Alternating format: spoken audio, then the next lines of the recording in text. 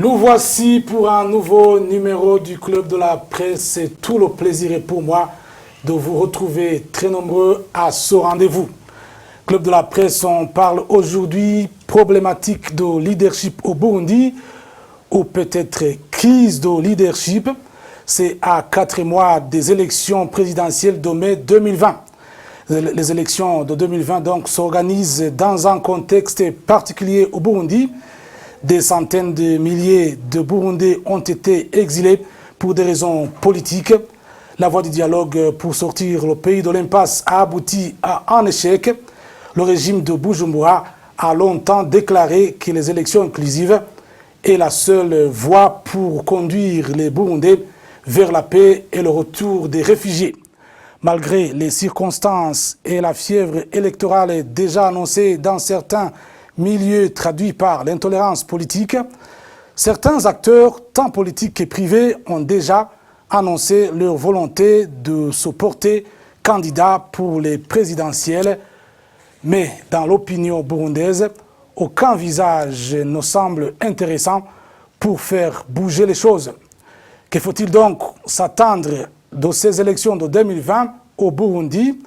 Seront-elles les meilleures que d'autres si on en croit les propos du président sortant, du moins si on se limite aux déclarations de Pierre Nkurunziza lui-même? Vont-elles offrir au Burundais un leadership efficace pour faire face à de nombreux défis que connaît le pays? On en parle sur ce plateau du Club de la Presse avec nous deux invités. Le premier, c'est Désiré Hatungimana. Il est rédacteur en chef de la radio Inzamba, Agateka Kawe. Bonjour et bienvenue, Désiré. Bonjour, Patrick. Merci d'être là. Le deuxième invité, c'est Patrick Bakina. Il est ancien journaliste de la radio publique africaine RPA. Bonjour, Bakina. Bonjour, Patrick. Merci d'avoir accepté notre invitation. Club de la Presse, c'est l'émission en synergie de la radio Inzamba, RPA et la télévision Renaissance. On plante le décor avec vous. Désiré, quelles sont les chances que les prochaines élections puissent apporter aux Burundais pour espérer un leadership efficace aujourd'hui? Quelles sont les chances? Pour moi, les chances sont minimes parce que le début est mauvais. Il est mauvais parce que pour organiser les élections, il faut compter sur tout le monde. Aujourd'hui, on organise les élections en ignorant une partie des Burundais. Je parle de là des centaines de milliers de Burundais qui sont en exil. Si on commence à exclure une partie de la population burundaise dans ces élections, c'est un mauvais début. Parce que parmi ces réfugiés qui sont à l'extérieur du Burundi, il y a des intellectuels, il y a des politiciens, il y a des hauts gradés. Tout cela, tout ce monde a quelque chose à contribuer pour que le Burundi avance dans le bon sens. Mais aujourd'hui, que tout ce monde est exclu, ça montre qu'au Burundi, il y a encore l'exclusion. Et l'exclusion ne marche pas avec la démocratie. Parce qu'en démocratie, tout le monde a sa place. Mais aujourd'hui, oui. Excepté peut-être les politiciens qui s'intéressent aux prochaines élections, est-ce que les réfugiés burundais ne peuvent pas profiter des résultats des élections qui pourraient apporter un bon leadership pour retourner au pays? Ça dépend. Ça dépend de celui qui sera élu. Parce que c'est pas sûr que le résultat des élections va aboutir à un leadership qui peut aider ces Burundais qui sont exclus jusqu'à aujourd'hui à retrouver le sourire, à retrouver leur pays. Parce que s'il y a quelqu'un qui vient, qui aime son pays, qui veut réellement développer son pays, qui pense à ses réfugiés, qui pense à tous ces maux qui gangrènent le Burundi, je pense qu'on peut s'asseoir, discuter, voir que réellement il a besoin de ces gens. Mais les élections peuvent aboutir à quelqu'un de plus mauvais que celui qui dirigeait aujourd'hui.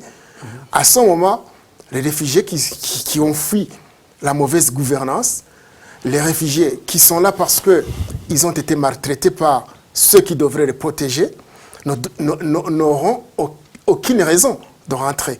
Mais s'il y a réellement quelqu'un qui vient et qui veut construire le Burundi avec tous les Burundais sans exclusion, il y a moyen de discuter, il y a moyen d'intéresser ces réfugiés, parce que même dans l'OTAN, je voyais des présidents, des ministres qui se déplaçaient pour convaincre les réfugiés à rentrer.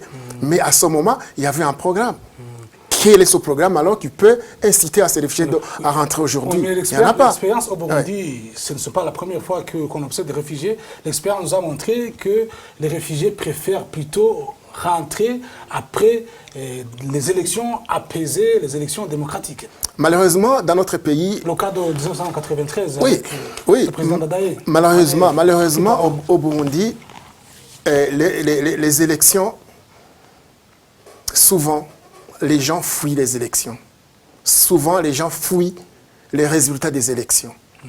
Et imaginez, depuis 2015, et ça fait bientôt 5 ans, c'est-à-dire que dans cette période, les réfugiés ont vu que rien n'est fait pour les inciter à regagner le pays. Mais si c'est un président qui est élu et qui s'intéresse à cette catégorie de gens, qui s'intéresse même, non pas uniquement aux réfugiés, même à ces Burundais qui sont au Burundi, qui sont maltraités, qui sont enlevés, qui sont violés, oui, alors à ce moment, on peut dire on a un président qui aime son peuple, un président qui incarne un leadership. Alors à ce moment, ces réfugiés peuvent rentrer. Il y a même ceux qui rentrent aujourd'hui. Ceux qui rentrent aujourd'hui, peut-être qu'ils ont la soif du pouvoir. Oui, mais qu'est-ce qu'il y a au pays qui pourrait inciter un réfugié responsable de regagner le pays aujourd'hui? Mais avec un leadership qui est là, qui incarne réellement le leadership, on peut se poser toutes les questions. Ouais. Patrick Bakina, on parle de leadership efficace. Est-ce que aujourd'hui, au regard de la décision qui a été prise hier par le Parlement, qui a voté en faveur des prochains administratifs qui pourront pour se porter candidat, si et seulement si ils possèdent un diplôme de licence. Est-ce qu'aujourd'hui, annoncer que les prochains administratifs auront un diplôme de licence, ce n'est pas un pas vers un bon leadership? Je dis oui et non. Pourquoi? Parce que oui, c'est bien qu'il y ait des administratifs qui aient un diplôme de licence. Ça, c'est convenable. Mais les gens qui ont voté cette loi, est-ce qu'ils ont un diplôme de licence? Les députés qui ont voté cette loi. Moi, j'ai été journaliste à la RPA.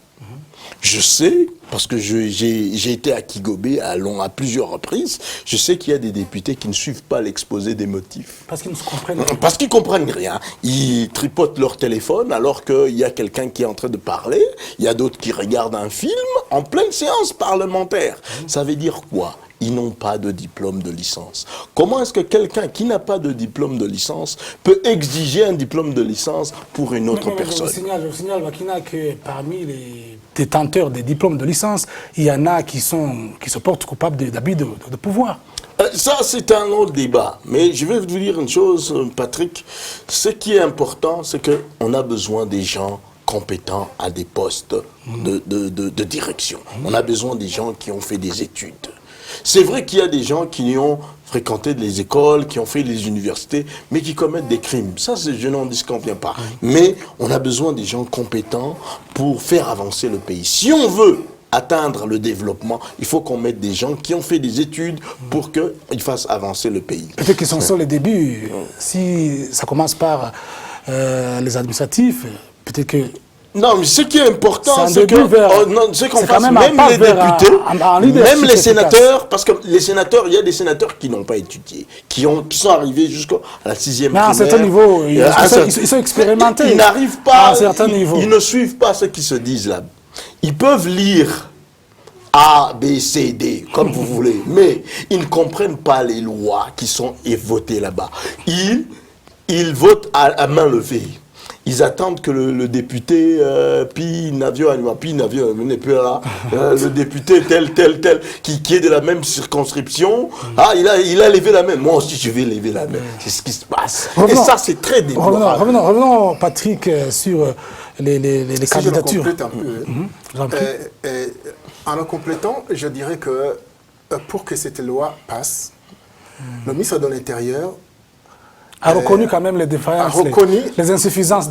Qu'il y a des défaillances, des insuffisances dans l'administration communale. Il a indiqué aux députés qu'il faut que cette loi passe parce qu'il y a des conséquences néfastes dans l'administration.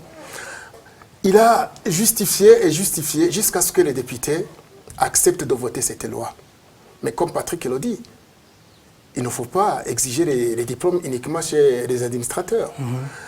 Parce que Balanda Guillé avait raison de convaincre les députés parce que si les administrateurs échouent à la longue dans son bilan, c'est un échec. Parce que c'est lui qui pilote l'administration. À ce moment alors, si tout le monde regardait dans son secteur et qu'il voyait qu'il y a des incompétents, et quand on les remplace avec des gens capables, peut-être qu'on peut avancer. Mais là aussi, il ne suffit pas d'avoir des diplômes. Il faut que ce soit des gens intègres, des gens qui aiment leur pays, des gens qui ne sont pas mis dans ces postes parce qu'ils ont un diplôme et parce qu'ils méritent plus que les autres. Il faut, et je dirais même, passer même à des étapes de concours. Parce que il faut ils sont nombreux. Oui, il faut des gens, des communes. Ils ont besoin des gens qui sont capables de faire des projets de développement de la commune. Et si la commune est développée, c'est la province qui est développée. Et partant tout le pays. Je pense alors que les diplômes seulement ne suffisent pas, mais c'est un pas. Je suis d'accord que c'est un pas. Il faut continuer dans son sens, mais regarder à notre côté de l'intégrité et de l'amour de la patrie. Et je ne sais pas comment on va mesurer, mais les gens vivent dans la société. Et dans la société, il y a des activités qui montrent que quelqu'un est capable de développer son pays, qui développe une petite chose, même sa boutique, même sa propriété. Il est capable aussi d'extrapoler et de développer sa commune. Effectivement, c'est un bon signal pour quand même l'administration. Aujourd'hui, au niveau du ministère, qu'on reconnaisse quand même les insuffisances de l'administration partante pour projeter vers l'administration à venir. C'est un bon signal vers un bon leadership désiré. Bakina, revenons sur les personnes qui veulent succéder à Nkurunziza, si succession il y en aura. Certains visages sont connus, sauf peut-être le candidat du CNDD-FDD. Et sans faire de la propagande, Patrick, des uns des autres, êtes-vous inspiré par l'un ou l'autre parmi les candidatures déjà annoncées? Moi, je suis inspiré par ni l'un ni l'autre. Vous savez pourquoi? Le Burundi, aujourd'hui, est au bord du gouffre, si ce n'est pas déjà dans le gouffre. Ça veut dire quoi? Nous avons besoin d'un technocrate. Le Burundi a besoin d'un technocrate. Quelqu'un qui va donner un plan, qui dit, écoutez, nous allons atteindre tel objectif en 2 ans. Nous avons une carence de devises. Tout ça, nous devons résoudre. Nous devons résoudre les problèmes économiques. Nous devons résoudre les problèmes de sécurité. Il y a des gens qui sont... Vous parlez d'un technocrate, mais le président peut ne pas être un technocrate, mais s'entourer peut-être de technocrates. Mais ça aussi, c'est bon. Mais il faut qu'il y ait quelqu'un qui a une vision.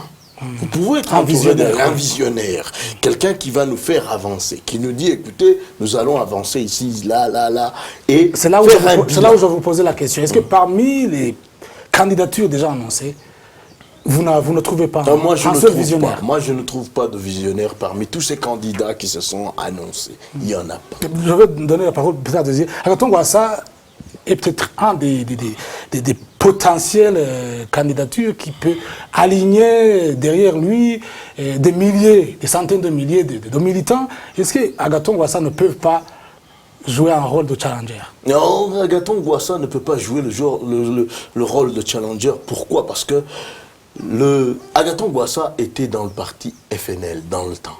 Le CNDD et le FNL, tous se battent pour conquérir l'électorat Hutu. Tous sont détenus Hutu. La plupart de ces gens, ils se disputent l'électorat Hutu, un même électorat. Ça veut dire quoi? Chaque fois que vous entendez des permanences brûlées, des gens molestés, des gens torturés, c'est à cause de cela. Ils se battent pour conquérir cet électorat-là. Maintenant, il y a un problème que le CNDD-FDD sait absolument. Il y a beaucoup de Hutus frustrés après ces 15 ans de pouvoir du CNDD-FDD. Il y a des gens, des Hutus, qui sont morts, qui ont été jetés dans les rivières. Il y a des Hutus qui n'ont pas eu d'emploi. Il y a des Hutus qui ont fui le pays, qui sont en Tanzanie, qui errent au Congo, en Rwanda, en Ouganda. Il y a des Hutus qui ont été arrêtés parce qu'ils sont dans tel parti. Tout ça, ça frustre les gens. Alors, qu'est-ce qui se passe au sein de la population? Ils disent, écoutez, ça profite à Gwassa. Ils disent non, au lieu qu'on reste avec le même Hutu du CNDD-FDD, on va donner le pouvoir à Agathon Rwasa. C'est ça le jeu, au fond. On reste toujours dans la clique ethnique. On n'évolue pas au Burundi, au fond. On n'évolue pas, on reste toujours dans le carcan ethnique. Et c'est ça qui fait la force de Gwassa. Gwassa se sent fort, il dit non, moi je vais être élu, je passe. Mais qu'est-ce qui prouve? Est-ce que cette frustration ne peuvent pas faire à ce que Agathon Rwasa puisse accéder? Et puis, ça peut accéder, il peut accéder au pouvoir. Mais attention, est-ce que les élections auront lieu? Ça, c'est une autre question. Moi, je vous ai dit tout à l'heure qu'il n'y aura pas d'élections. Il y aura tout sauf les élections au Burundi. Il y aura un trucage qu'on va organiser. Tout sauf les élections. Physiquement, il n'y aura pas d'élections. Physiquement, ou peut-être le résultat des élections, c'est ça qui pose problème. Non, écoutez, je vais vous dire une chose. Nous tous, on regarde les matchs de football. Parce qu'on a toujours dit qu'il n'y a pas eu d'élections, mais on a observé les gens devant les urnes et voter Patrick, je vais vous dire toute indépendance. Les élections, ça s'organise. Comment est-ce que vous pouvez organiser une élection? Vous avez mis votre propre CENI, vous votez, vous mettez des journalistes qui vont déclarer, qui vont déjà dénoncer, qui vont annoncer les résultats. Ça veut dire que tout ça prépare un trucage électoral. Il n'y aura pas d'élection, il y aura tout sauf les élections. Ça veut dire quoi? On va regarder un match de Chelsea contre Arsenal alors qu'on connaît déjà le score. C'est ça. On va regarder le match de Vitalo contre Interstar alors qu'on connaît déjà le score. Alors pourquoi entrer dans le stade? Désiré, il y a Bakina qui semble ne pas garder confiance, ne pas espérer sur les élections. Est-ce que, selon vous, y aura-t-il des élections proprement dites ou il n'y en aura pas? Ou c'est le problème, effectivement, de résultats qui pose problème aujourd'hui? Non, ce n'est pas le résultat qui compte à la fin. Il faut des élections qui sont organisées sans exclusion. Depuis longtemps, nous faisons des reportages, des interviews avec des hommes politiques. Ils disent qu'ils ne sont pas contents de comment les choses sont organisées. Ils n'ont pas la confiance de la CENI. Ils ne sont pas confiants en cette CENI. Oui? On a interviewé Gwassa, il y a les gens d'Orana, il y a les gens d'Ifro-Debout, les gens de l'Iprona. Tout le monde te dit que les élections sont organisées, sont truquées au départ. Et si les élections sont truquées au départ, c'est-à-dire que le résultat est faussé aussi. Et si le résultat est faussé, les conséquences sont néfastes parce que les gens commencent à dire non, il y a vol, il y a ceci, après la proclamation des élections. C'est ce que nous observons souvent en Afrique. Il y a la contestation des résultats. Mais tout cela résulte du début. Et au Burundi, le début est mauvais. Et quand le début est mauvais, la fin mauvaise. C'est mauvais. Oui, la fin est mauvaise aussi. Je pense alors que pour que les Burundais aient confiance aux élections, il faut inclure tout le monde. Il faut qu'il y ait des élections transparentes et apaisées. On le chante toujours, mais on ne le voit jamais. C'est-à-dire, comme Bakina le dit, on faisait des synergies des médias, on couvrait les élections, on avait la latitude, on avait la possibilité, toute possibilité d'accéder aux élections et annoncer les résultats à temps réel. Aujourd'hui, il y a une équipe qui a été façonnée dans le bureau du ministre de la Communication et je ne sais pas sur quels critères ils se sont basés, mais peut-être qu'ils se sont basés sur le critère des gens qui ne dérangent pas. Et à ce moment, au niveau aussi de la couverture médiatique, c'est un faux départ. Tous les professionnels de médias sont d'accord avec moi.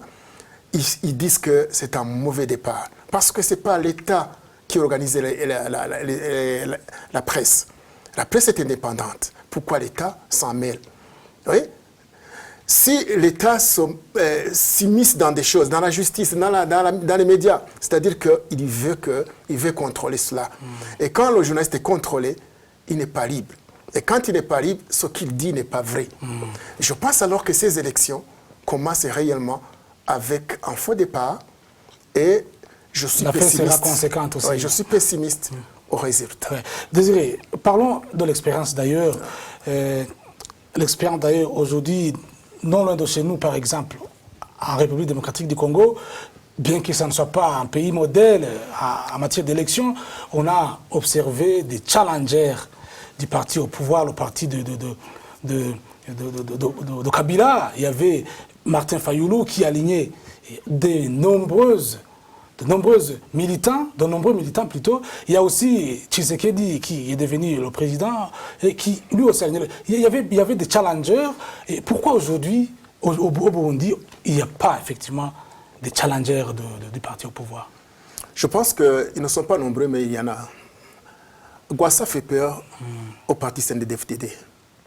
Il fait peur parce que, comme mon ami l'a dit là-bas, le fait que ces militants sont chassés partout, sur tout terrain, c'est-à-dire que... C'est parce qu'ils chassent dans un même électorat, comme l'a dit. Là, vous convenez avec lui que c'est la raison pour laquelle ils sont... Oui, ils chassent dans le même électorat, ce qui est malheureux pour le Burundi à l'état actuel. Parce qu'en démocratie, on ne vote pas quelqu'un parce que vous êtes dans la même ethnie, dans la même région. Des gens qui sont capables, des gens qui ont la capacité d'analyse, ils votent les gens parce qu'il y a un programme. Mais aujourd'hui, si nous continuons à voter tel parce qu'il est de ma famille, il est de ma région, c'est que nous sommes en train de reculer. En démocratie, ce n'est pas comme ça que ça marche. Mais malheureusement, c'est le cas aujourd'hui au Burundi, ce qui est malheureux, comme je le dis. Mais on n'est pas au Burundi, on observe même au Kenya, les élections sont tribales, au Congo sont régionales. Mais heureusement que ce n'est pas dans toute l'Afrique. Il y a des modèles. Ce n'est pas un critère. Oui, il y a des modèles en Afrique où des gens de la minorité gagnent les élections facilement. Ça montre que ces pays avancent. Et Gwassa peut être un candidat qui peut donner du fil à retordre au pouvoir de Bujumbura si, je dis si, les élections étaient bien organisées. Si vous vous souvenez des interviews que nous récoltons à gauche à droite chez les politiciens, il y a quelque chose qu'ils disent souvent, un rassemblement. Ils veulent un rassemblement. Ils veulent des coalitions. Pourquoi ils veulent des coalitions? Parce qu'ils savent, ce sont de petits partis qui veulent se mettre ensemble parce qu'ils savent que seul ne peut pas faire face au sein des DFDD. Et si ces rassemblements réellement viennent, c'est qu'ils voient que le pouvoir actuel ne fonctionne pas pour l'intérêt du peuple. Peut-être qu'ils ont un autre programme. Il y a alors ces rassemblements qui peuvent naître. Il y a Gwassa qui a des membres, qui a des militants, on le voit partout. Et alors, à ce moment-là, si les élections étaient bien organisées, transparentes, peut-être qu'il y aurait un match trop disputé. Mais aujourd'hui, que le début est mauvais, moi je pense que le résultat aussi sera mauvais. Ouais. Patrick Bakina, ce sont des élections qui n'inspirent pas beaucoup de confiance. Si, du moins, je m'en tiens à ce que vous développez dans cette émission. Mais aujourd'hui, si ces élections n'aboutissent pas à un bon leadership au Burundi, quelle valeur ajoutée donc peut-on...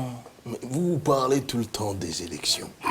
Mais est-ce qu'il y aura élection en 2020? C'est un rendez-vous. Des élections, moi, je vous ai dit qu'il n'y aura pas d'élection. J'aimerais que tous les Burundais nous suivent. C'est un grand chantier de pouvoir. Il n'y aura pas d'élection au Burundi. Qu'on ne se trompe pas, les gens. Vous parlez tout le temps de Gwassa. Mais qu'est-ce qui vous prouve que Agathon Gwassa peut résoudre tous les problèmes qu'il y a dans le pays? Ça, c'est une question. C'est pas ça que vous je dis. espérez. Non, personne ne l'a Ça, dit. c'est C'est ça. ça. Donc, tout le monde dit que non, tout le monde parle d'un challenger, mais je ne pense pas que c'est vrai.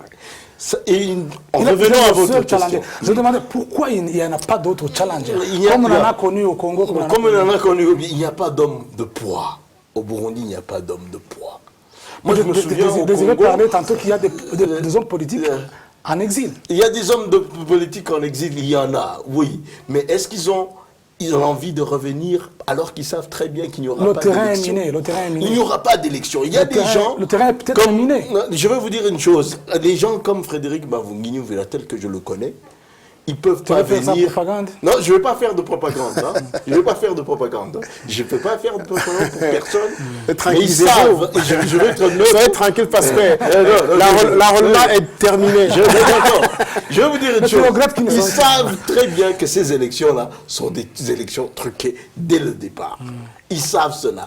On ne doit pas se chercher midi et 14h. Je vais vous dire une chose. Vous ne pouvez pas organiser des élections alors qu'il n'y a pas d'observateurs internationaux, des observateurs de l'Église catholique. Vous muselez la presse, vous empêchez VOA de travailler, vous empêchez BBC de travailler, vous nommez des journalistes. Écoutez, vous allez dire les élections. Vous allez dire les résultats des élections. Ça veut dire quoi? Ça veut dire que vous allez tricher. On n'a pas besoin de faire l'université de la Sorbonne en sciences politiques pour voir ça. Ça, ce sont des signes précurseurs qui montrent que ces gens-là, les membres du CNDD, ceux qui sont au pouvoir aujourd'hui, sont prêts à truquer les élections. Ils ne vont pas organiser les élections, ils vont organiser un semblant, entre guillemets, d'élections, et puis ils vont dire qu'il y a la démocratie au Burundi, c'est tout. C'est vrai qu'il n'y aura pas la valeur ajoutée de ces élections, selon vous? Non, comme je l'ai dit dès le début, j'ai dit que le début est mauvais.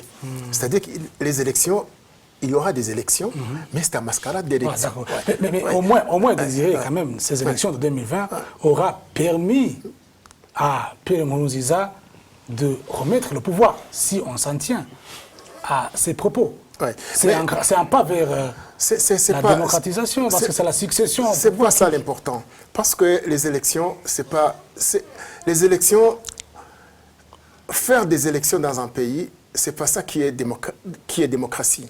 La démocratie, c'est le respect des droits de l'homme. La démocratie, c'est le respect de la vie humaine. La démocratie, c'est éviter l'exclusion dans le pays. La démocratie, c'est la libre expression.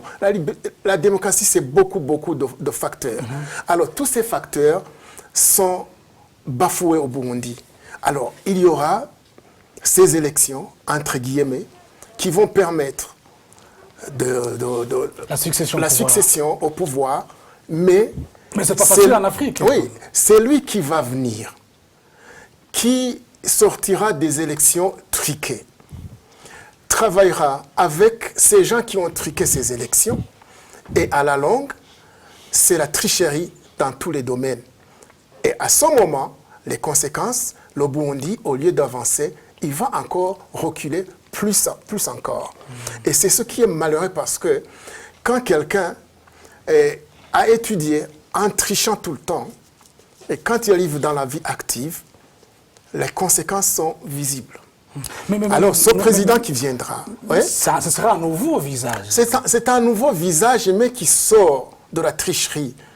C'est le résultat de la tricherie. Et ce résultat, son programme, ces hommes qui vont l'entourer, sortiront également de la tricherie ou du clientélisme. Tous ces gens qui sortent du clientélisme, ne sont pas là pour faciliter la tâche au pays, mais ils seront là pour ruiner encore une fois le pays, ce qui est malheureux pour notre pays qui n'avance pas parce que les choses sont truquées dès le départ. Monsieur Désiré, pour terminer, est-ce que tu crois à un nouveau visage pour la candidature, pour la législature prochaine, présidentielle prochaine? Le président Pierre Nkurunziza a dit qu'il va céder son fauteuil. Ça, ce sont des promesses. Vous n'y croyez pas? Moi, je n'y crois pas. Vous savez, en politique, on dit les promesses ne tiennent qu'à ceux qui les croient. Moi, je n'y crois pas. Il y a des gens qui croient que Pierre Nkurunziza va quitter, mais moi, je n'y crois pas. C'est tout comme ces élections dont vous parlez tout le temps. Je ne crois pas que ces élections auront lieu. Ça sera un semblant, quelque chose qu'on va fomenter en toutes pièces. On est déjà en train de fomenter ça. Et puis, on va dire, écoutez, il y a eu élection. Je vais revenir sur ce que a dit mon confrère. Très rapidement, parce que il a dit les élections, la démocratie, ce sont la libre expression, tout ça. La démocratie, ce sont des valeurs.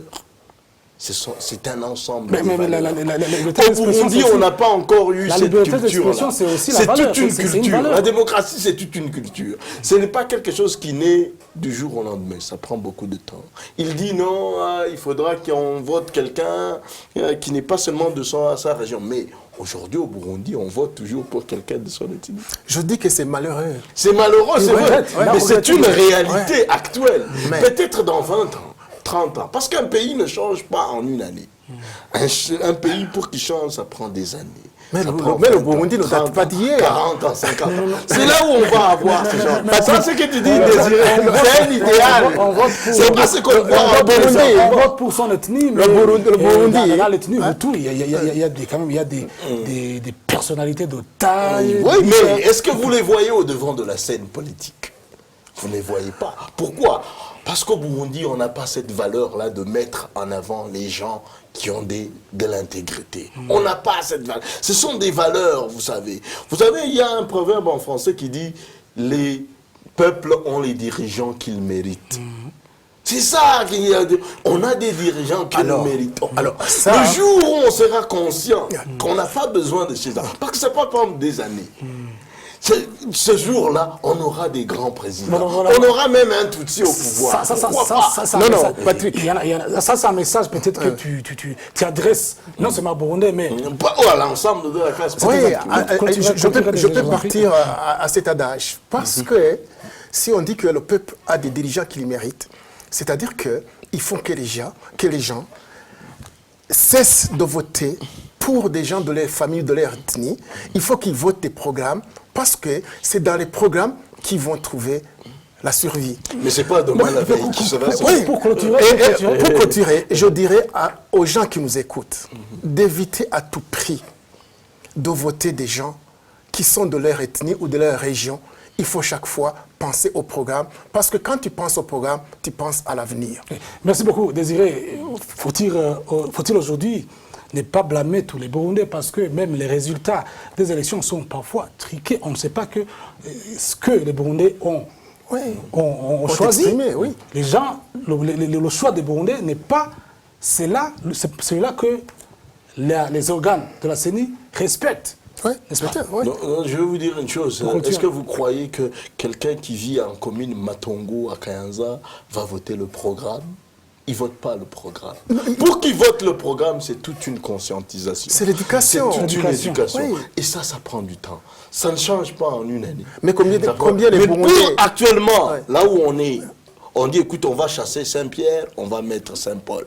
On va chasser Gwassa, on va chasser Saint-Dédé, on va mettre Gwassa. C'est ça l'idéologie qui est derrière tout ça. Ce que je vous dis. En écoutant Patrick, en écoutant Bakina, on dirait que le Burundi, ce sont les premières élections que le Burundi va organiser.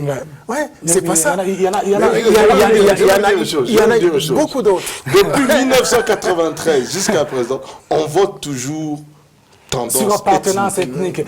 On n'a pas encore évolué comme à atteindre les États-Unis.